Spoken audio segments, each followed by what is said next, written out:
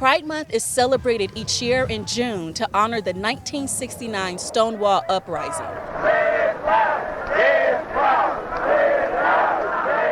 It's really the beginning point of the modern gay and lesbian movement. The mafia-operated Stonewall Inn was considered one of the most popular gay bars in New York City in 1969.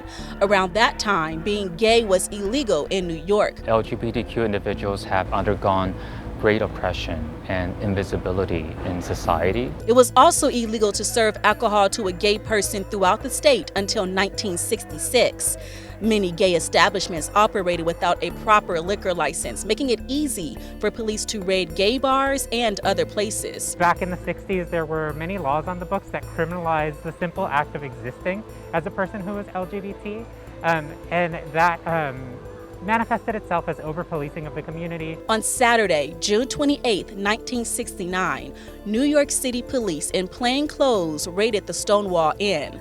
Officers justified the raid with a search warrant, authorizing the police to investigate the illegal sale of alcohol at the bar. Law enforcement would come into LGBT bars and, just arrest the patrons for being. Primary sources available at the Library of Congress detail how the turning point came when police tried to put a lesbian in a patrol car.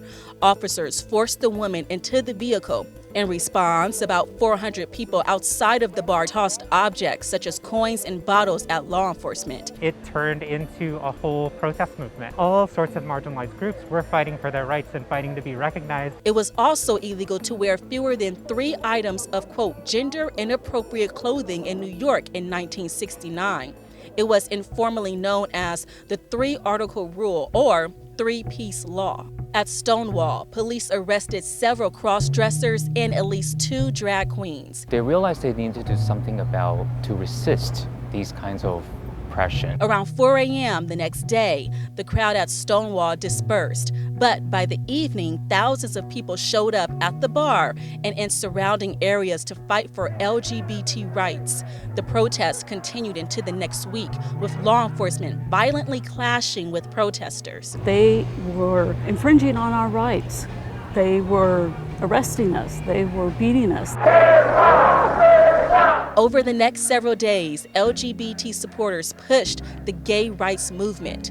On the 1-year anniversary of the Stonewall Uprising, gay rights activists organized the first Christopher Street Liberation March and Gay Pride Week in New York City. And they started the marches in New York to celebrate that, to celebrate the fact that they stood up for themselves. About 3,000 to 5,000 people attended the march.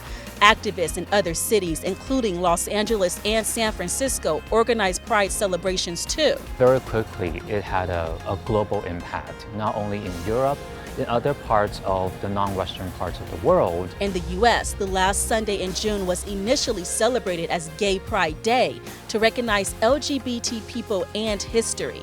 The day grew over time to a month-long celebration. Pride is a celebration of all the things that the LGBTQ plus community never had. If we don't learn from the past, we're going to repeat it. Pride is really about creating a better world for future generations. It's a celebration of how far we've come, but there's still work to be done.